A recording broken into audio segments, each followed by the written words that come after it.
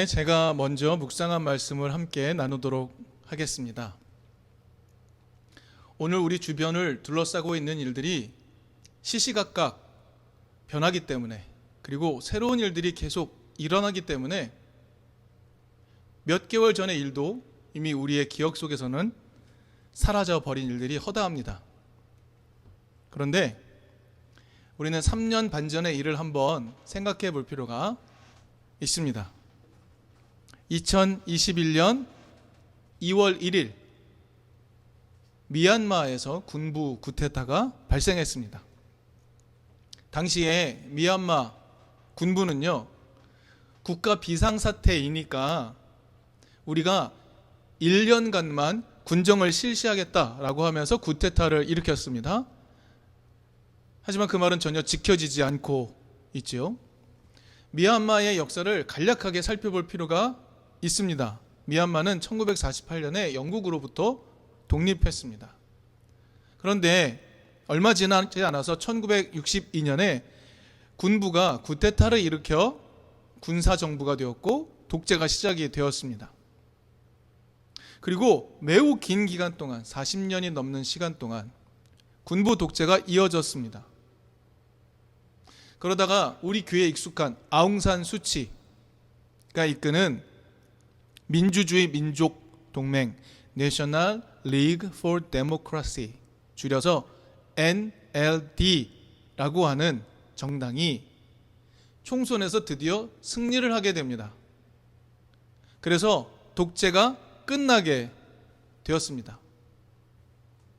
그리고 5년의 시간이 흘렀고 다시 선거를 실시할 때가 되었습니다. 2020년 11월 총선을 실시했습니다. 그리고 그 총선에서도 NLD가 승리를 했습니다. 그런데 이 승리에 위협을 느낀 존재들이 있습니다. 바로 군부였습니다. 군부는 그 선거가 부정했다, 부정선거가 있었다 의혹을 제기하다가 결국에는 쿠데타를 일으켜 버린 것입니다. 그리고 다시 군사정부를 만든 것입니다. 그러면 NLD가 집권하기 시작했을 때 군부는 완전히 힘을 잃었는가? 그렇지 않습니다. 쿠데타가 일어나기 이전에도 미얀마 군부는요, 미얀마의 상하원 의석의 25%를 할당받았다고 합니다. 내무부, 국방부, 이런 주요 부처 장관직도 군부에게 할당해 주었다고 합니다. 매우 강력한 힘을 준 것이었죠. 이미 마음껏 권력을 휘두를 수 있었던 겁니다. 그런데 민주정부가 연장이 되어서 자신들의 권리를 이미 규정해 놓은 헌법을 개정할 움직임을 보이자 군부는 쿠데타를 일으켜 버린 겁니다. 1년만 안정을 위해 1년만 군정을 실시하겠다라고 거짓말을 하고 쿠데타를 일으키고 지금껏 집권을 하고 있습니다.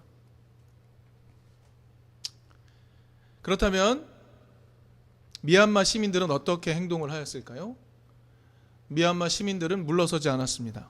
지난 3년이 넘는 시간 동안 시민 불복종 운동은 계속되고 있습니다. 그런데 이 운동에서 매우 중요한 흐름이 있습니다. 그간 미얀마 내부는 여러 소수민족이 함께 살았습니다. 그런데 집권하고 있는 세력들이 분열을 조장하기 위해 종교를 이유로 미워하도록 만들었습니다. 특별히 우리 귀에 익숙한 로힝야족 같은 경우는 이슬람을 믿는다고 엄청나게 박해를 가하게 했고 분열이 일어나도록 책동했던 것입니다. 그런데 놀랍게도 이 쿠데타가 일어난 이후 시민들은요, 연합하기 시작했습니다. 소수 민족들이 연합하기 시작합니다. 그래서 민족 통합 정부를 만들었습니다. National Unity Government, 줄여서 NUG를 구성해서 저항하고 있는 것입니다. 마치 우리나라가 일제시대 때 상해 임시정부를 두었던 것처럼 이 시민연합 정부는 임시정부를 두고 군정 이후에 정치를 준비하고 있는 것입니다. 미얀마 민중들은요, 그간 군사 정권이 만들어 놓은 프레임에 완벽하게 맞추어 살았습니다. 오랜 기간 동안 군사 독재가 만들어 놓은 프레임에 세뇌되어 살아가고 있었던 것이죠. 그 말이 맞다고 믿은 겁니다. 말씀드린 것처럼 이슬람을 믿는다는 이유로 로힝야족을 박해해도 된다라고 생각하며 살았던 것이죠. 아웅산 수치 여사가 비난받는 부분이 여기에 있죠. 아웅산 수치 여사가 이끌었던 정부도 로힝야족을 박해하는 것에 대해서 아무 말하지 않았던 겁니다. 이유가 있었죠. 그러나 군부가 쿠데타를 일으키자 이젠 더 이상 그렇게 하면 안 된다라는 걸 깨닫게 된 것입니다. 소수민족이 서로 연합하지 못하게 만들었던 군부 독재의 생각의 프레임을 깨닫기 시작하게 된 것이죠.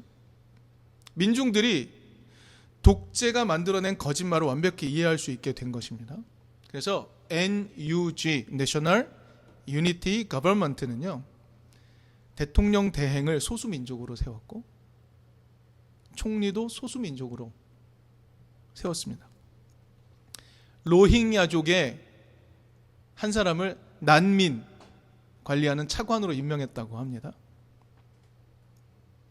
미얀마 쿠데타 일어난 지 3년 반이라는 시간이 훌쩍 지나가 버렸습니다. 아직 군부는 물러나지 않았습니다.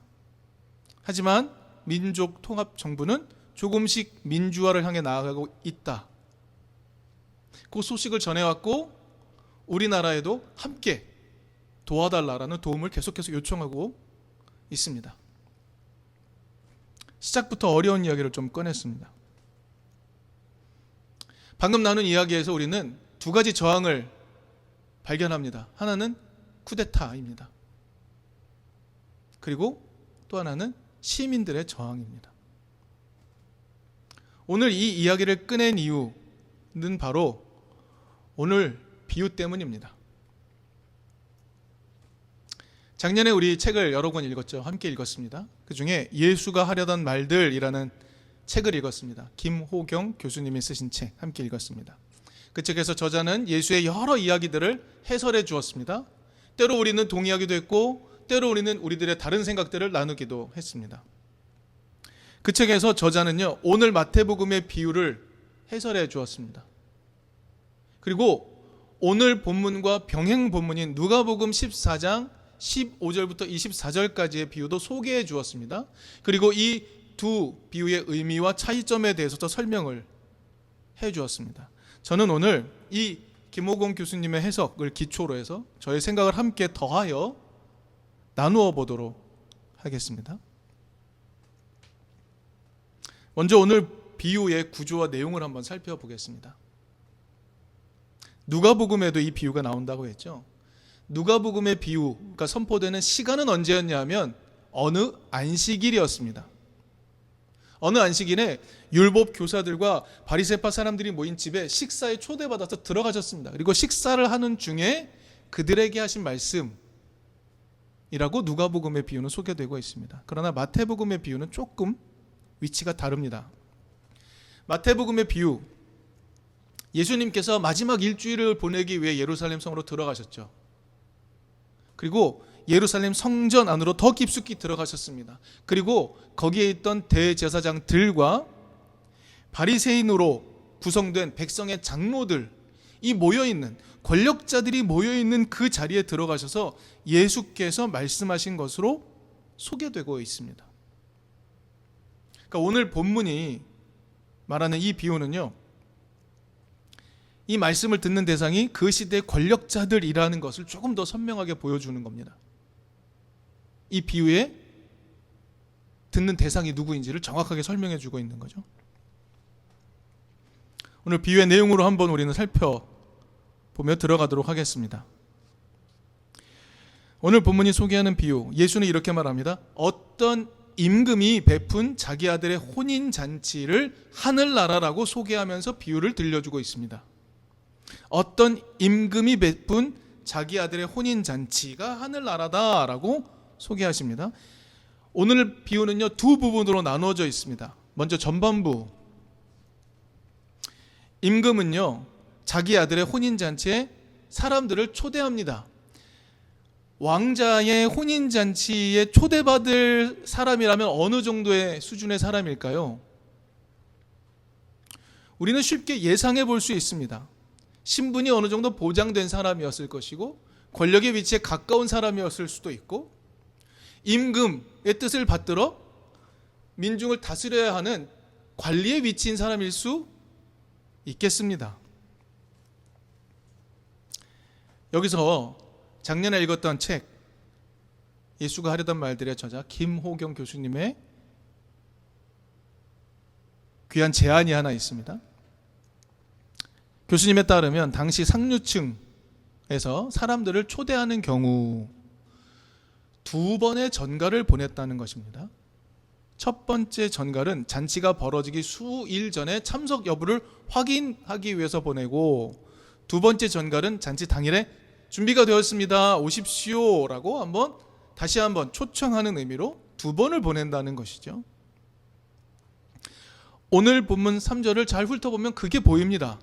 임금이 자기 종들을 보내서 초대받은 사람들, 이미 초대받은 사람, 첫 번째 전가를 받았던 사람들을 잔치에 불러오게 합니다. 두 번째 전가를 보낸 것이죠.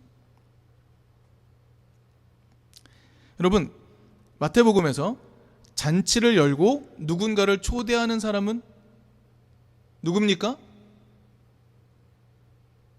그냥 여러 사람 중에 조금 힘센 사람, 마을의 관리입니까? 아닙니다.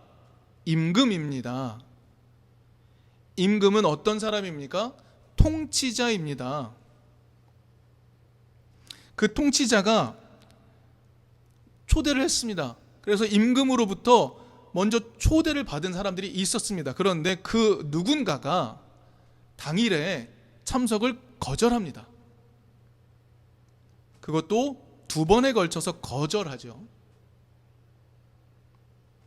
더 심각한 것이 있습니다.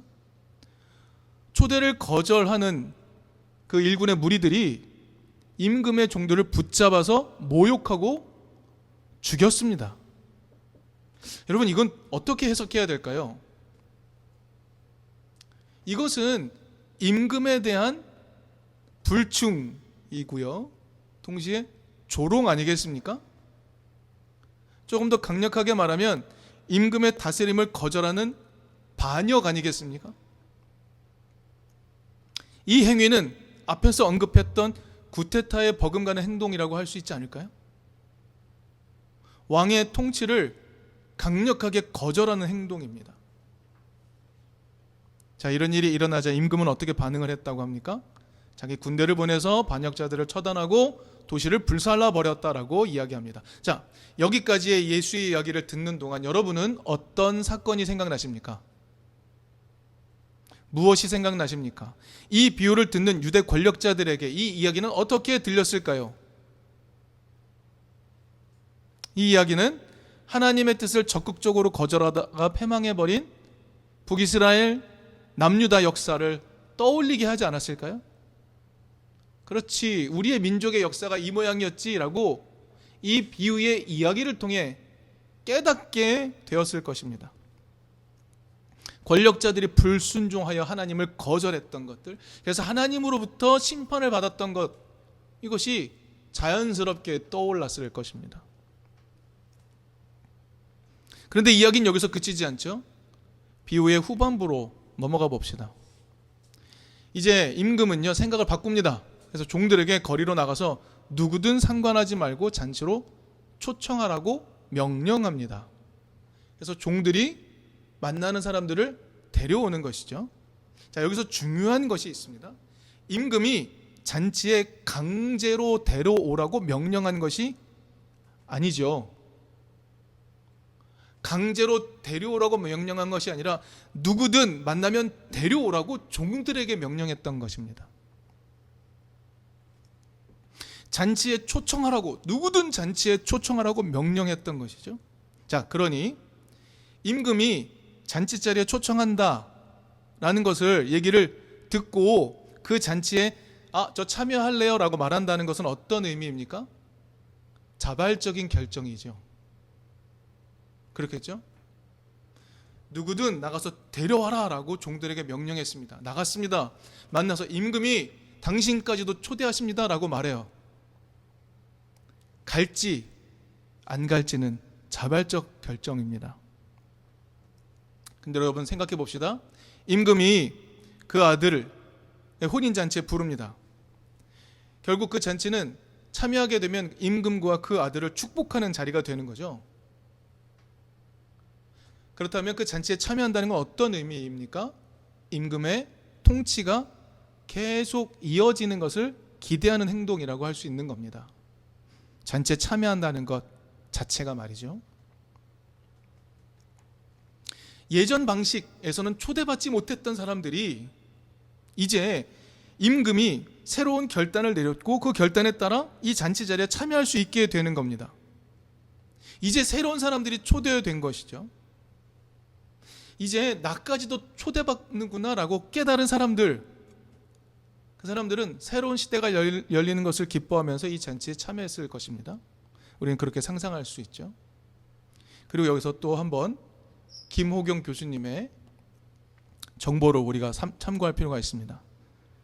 김호경 교수님에 따르면 고대 사회에서 잔치에 필요한 예복은 누가 준비하냐면 잔치를 주최한 쪽이 준비한다는 겁니다. 그렇기 때문에 초대된 사람들이 아무리 비천하다고 하더라도 임금이 예복을 준비해주고 그 예복을 입고 잔치에 참여하게 되는 것이죠. 여러분, 옷을 입는다는 것, 임금이 준비한 예복을 입는다는 건 어떤 의미가 될까요? 너무나도 자연스럽게도 임금의 통치를 받아들인다는, 기쁘게 받아들인다는 의미가 되는 것, 왕의 권위를 받아들입니다라는 의미가 되는 것이죠. 그렇게 축제가 시작이 됩니다. 그런데 비후 후반부의 내용을 좀 더 자세히 살펴보면 한 사람이 혼인 예복을 입지 않고 있습니다. 이건 또 무슨 의미일까요?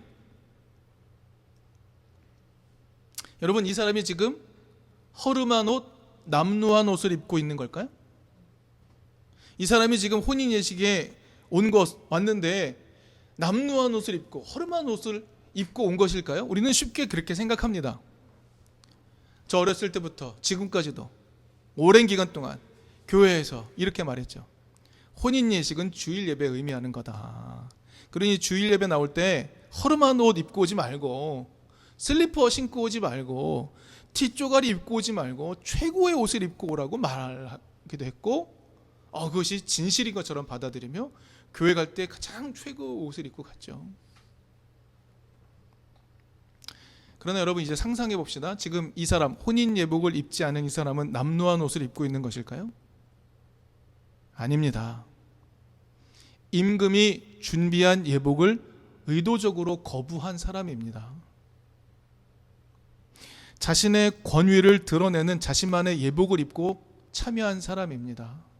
이 사람 되게 용감한 사람입니다. 왜냐하면 임금의 초대를 수락하고 임금이 보는 앞에서 임금을 모욕하고 있기 때문입니다. 임금의 권위를 거절하는 적극적인 행동을 하는 사람입니다. 여러분, 이 또한 강력한 반역입니다. 여러분, 하나님의 권위를 거절하는 세력이 다 제거된 것 같지만 여전히 잔존 세력들이 남아서 하나님의 뜻 별로 중요하지 않아요. 그건 나에게 필요 없어요 라고 말하며 하나님께 강력하게 저항하는 세력들이 여전히 남아있다는 것, 우리는 이 그림을 통해 상상해 볼 수 있습니다. 임금이 주는 예복을 입고 차별 없는 세상에 초대된 사람들, 임금이 준 예복 안쪽에 입은 옷, 허름할 수도 있고요, 좋을 수도 있습니다만 임금이 주는 예복을 입는 순간 그들은 다 임금으로부터 초대받은 사람들입니다. 누구도 차별되지 않습니다. 누구나 다 초대받은, 하나님에게 초대받은 사람들입니다. 임금에게 초대받은 사람. 그런데 그런 모습과 달리 나는 내 옷을 입고 갈 거야, 내 뜻대로 살아갈 거야 라는 의미인 것이죠. 예수는 비유 후반부에서 어떻게 말씀하십니까? 이런 자도 임금이 내쫓을 것이다 라고 말합니다. 여러분, 전반부를 통해서 이스라엘의 반역의 역사를 상상했던 사람이라면 후반부의 이 장면을 통해서는 무엇이 떠오를까요? 예수 말씀 선포되는 그 당시 시점에 하나님의 사랑과 통치에 무관하게 자신의 권력을 유지하며 살아가고 있는 당대 권력자들의 모습 떠오르지 않을까요? 그래서 두 비유는 시대를 관통하여 연결되어 있었던 겁니다. 여러분, 오늘 본문 속에는 저항하는 세력의 모습이 등장합니다. 그런데 여러분 생각해 보십시오. 사실 저항이라는 것은 예수께서 온몸으로 보여주셨던 것 아닙니까? 저항하라고 예수는 가르치지 않으셨나요? 이 말씀 선포되기 이전에 어떤 일들이 있었습니까? 예수는 안식일 율법을 일부러 거스르셨죠. 저항하셨습니다. 정결법으로 나눠진 세상을 무력화시켜 버리셨죠. 저항하셨습니다. 여러분, 오늘 본문 앞에 마태복음은 무슨 이야기를 소개하고 있냐면 예수께서 성전을 청소하신 사건을 소개하고 있습니다. 자본시장이 되어버린 성전 마당을 예수님은 쓸어버리셨습니다. 저항하셨습니다. 그러면 예수의 저항과 오늘 본문 속의 저항은 어떤 차이가 있는 겁니까? 미얀마의 쿠데타와 미얀마의 시민 불복종은 어떤 차이가 있는 것일까요? 오늘 본문 속에 비유 속의 저항은 어떤 저항입니까? 새로운 잔치를 펼치려는 임금이 싫은 사람들, 당대 시대 권력자들이 보여주는 쿠데타 같은 저항 아닙니까? 민중을 위한 잔치를 펼치려는 임금이 싫어서 모욕하고 반역하는 저항 아닙니까? 그러나 예수의 저항은 이 모습의 정반대에 서 있습니다. 예수께서 보여주시고 가르쳤던 저항은 어떤 저항이었습니까? 예수의 저항은 약자들의 숨통을 틔우기 위한 저항이었습니다. 예수는 누가복음 4장에서 자신의 사명을 이렇게 이미 선언하셨죠. 가난한 사람들에게 기쁜 소식을 전하고, 포로된 사람들 해방시키고, 눈먼 사람들 눈뜨게 하고, 억눌린 사람 풀어주는 것이 내 일이다라고 말씀하셨지 않습니까? 예수는 이런 저항을 하셨던 것 아닙니까?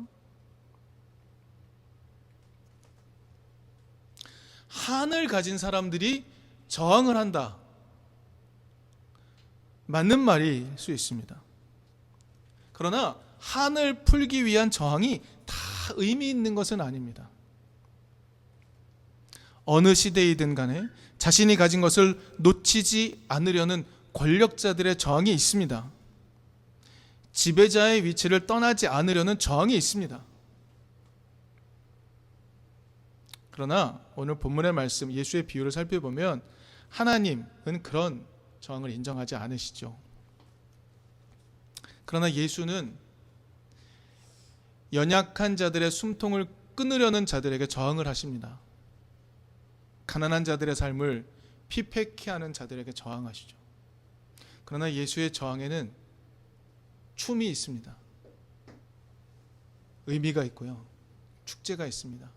사람들이 예수가 안식일법을 어기고 정결법을 어기는 모습에서 카타르시스를 느끼고 행복을 느끼고 축제를 느끼는 겁니다. 자신들을 억압하던 성전 마당의 자본 세력들을 청소해버리는 예수의 모습을 보면서 쾌감을 느끼고 희망을 느끼고 상상을 하게 되는 것이죠. 저항은 약자들의 것입니다. 예수가 그 길에 함께하고 계십니다. 그리고 예수가 그 길을 걸어가는 자들에게 잔치를 베풀어 주시는 분이라는 것을 우리가 함께 기억했으면 좋겠습니다.